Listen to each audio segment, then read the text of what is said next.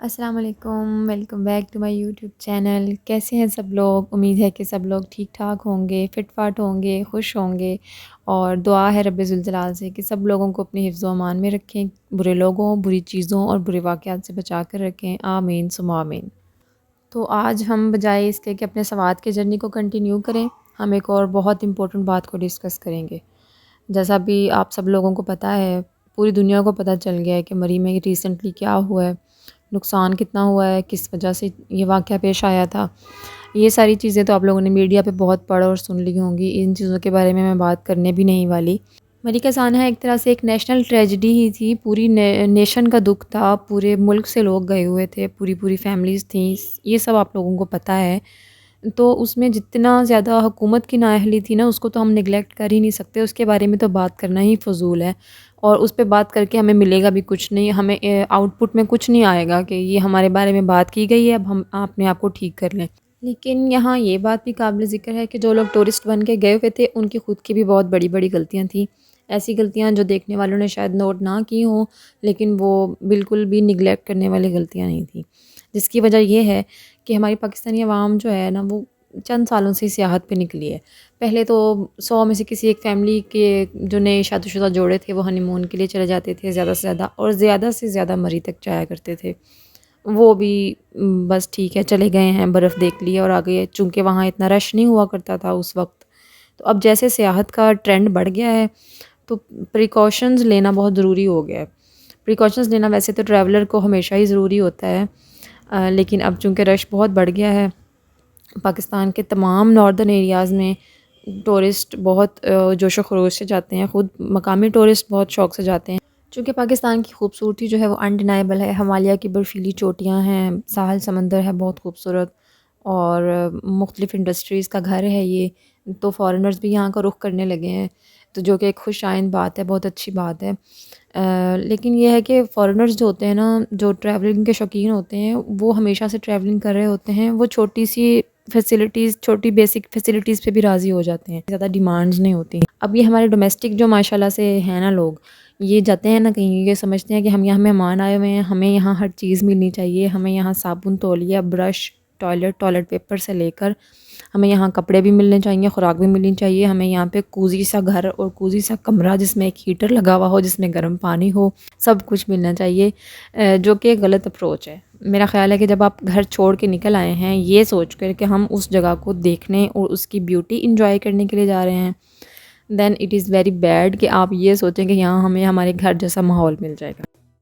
और अपने ट्रिप को हमेशा प्रॉपर्ली प्लान करें। आप एक मुख्तलिफ़ एनवायरनमेंट में, एक मुख्तलिफ़ कल्चर में, मुख्तलिफ़ लोगों वाली जगह पर जा रहे हैं, वहाँ आप हमेशा से नहीं रहते। प्रॉपर प्लानिंग के बगैर घर छोड़ना सीधी-सादी खुदकुशी है।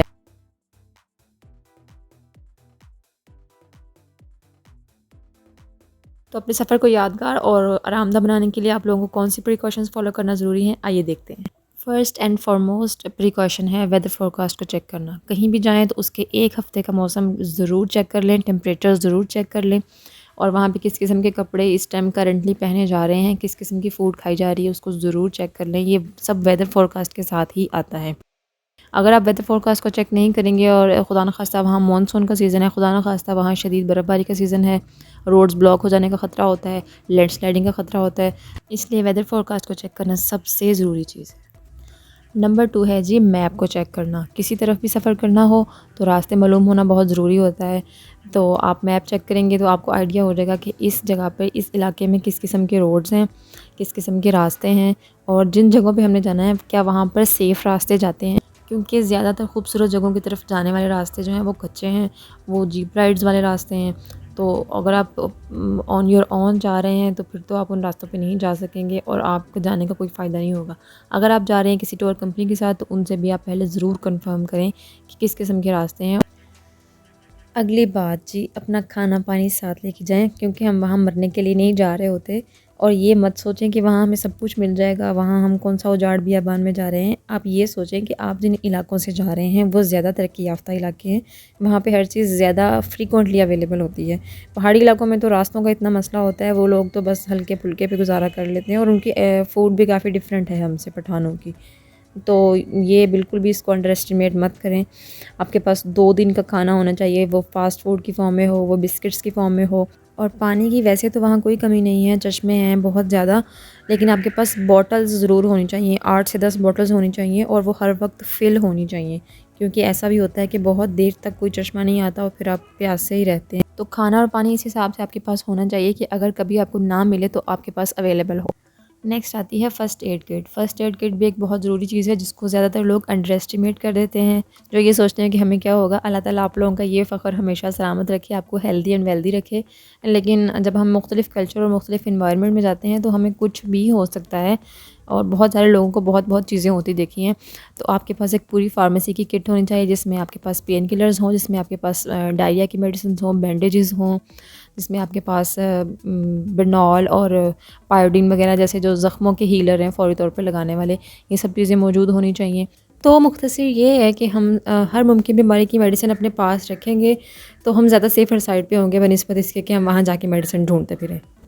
तो नेक्स्ट चीज़ आ जाती है हमारे पास कंफर्टेबल कपड़े और कंफर्टेबल जूते। कंफर्टेबल जूते तो बहुत ही ज़रूरी हैं।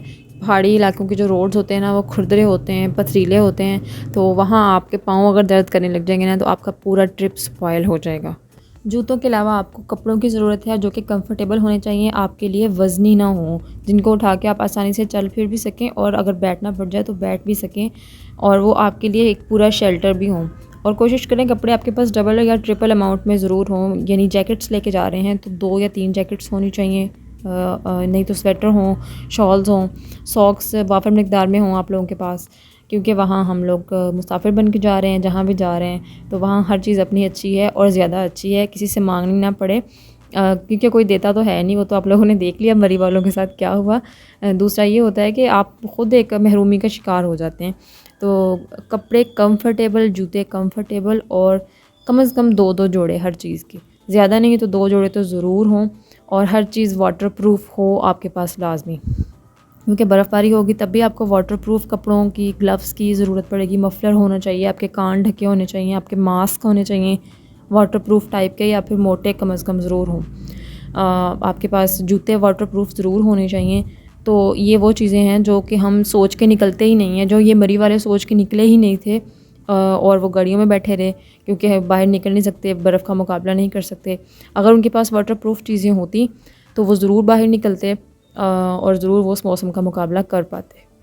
नेक्स्ट जी, सबसे ज़्यादा अंडर एस्टिमेटेड चीज़ जो है ना वो है रेन कोट्स और अम्ब्रेला। कभी भी किसी को ले जाते हुए नहीं देखा।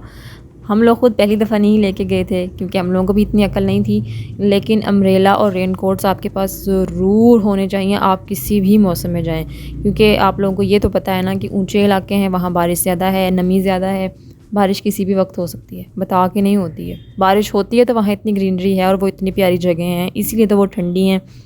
तो रेन कोट होगा तो आप उस रेन का मुकाबला कर सकेंगे। तो चाहे शॉपर जितना हल्का अम्ब्रेला और रेन कोट हो आपके पास, लेकिन हो ज़रूर।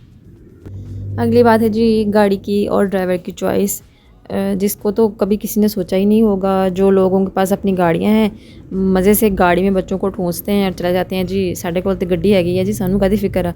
बेशक अपनी सवारी अल्लाह ताला की बहुत बड़ी नेमत है, लेकिन पहाड़ी इलाकों में गाड़ी चलाना कोई बच्चों का खेल नहीं है। स्पेशली कच्चे रास्ते और खुरदुरे रास्ते, पथरीले रास्ते, हर जगह कारपेट रोड नहीं बने हुए। सवात ही मैंने देखा है सिर्फ अच्छा डेवलप हुआ हुआ है, बहुत बुरे बुरे कच्चे कच्चे रोड्स भी होते हैं। तो नॉर्दर्न एरियाज़ की तरफ सफ़र करने के लिए जो भी बंदा ड्राइव कर रहा हो, आपकी गाड़ी हो, किसी की गाड़ी हो, टूर कंपनी के साथ जा रहे हों, फैमिली का कोई बंदा हो, कोई भी हो, वो बंदा गाड़ी चलाने का, पहाड़ी इलाकों में गाड़ी चलाने का एक्सपर्ट होना चाहिए। अव्वल तो रास्तों से वाकिफ़ होना चाहिए। अगर रास्तों से वाकिफ़ नहीं भी है, किसी नई जगह पर आप लेके जा रहे हैं, तो वो पहाड़ी इलाकों में गाड़ी चलाने का बिल्कुल एक्सपर्ट होना चाहिए। उसको चढ़ाइयों और उतराइयों का पता हो, उसे चढ़ाई और उतराई उतरनी आती हो प्रॉपर तरीके से। एक्स्ट्रा कपड़ों जूतों के साथ साथ आपके पास एक्स्ट्रा पेट्रोल भी होना चाहिए, 1 दिन का हो, 2 दिन का हो, और मुझे नहीं पता आप उसको कैसे लेके जाएंगे, लेकिन आई सजेस्ट कि आपके पास होना चाहिए, because you could be sure of petrol at any time, और पेट्रोल पंप भी काफ़ी दूर दूर है वहाँ पे, सो टेक इट। उसके बाद आ जाती है हमारे पास गाड़ी की कैपेसिटी। गाड़ी की के इंजन की कैपेसिटी इतनी होनी चाहिए कि वो ख़तरनाक चढ़ाइयों को चढ़ सके या उतर सके, जिसमें मेहरान तो बिल्कुल नहीं आती, जो मेजॉरिटी लोग लेके चल पड़ते हैं, ठीक है। और गाड़ी इतनी बड़ी भी ना हो कि जो बिल्कुल तंग से मोड़ है वहाँ से मुड़ ना सके।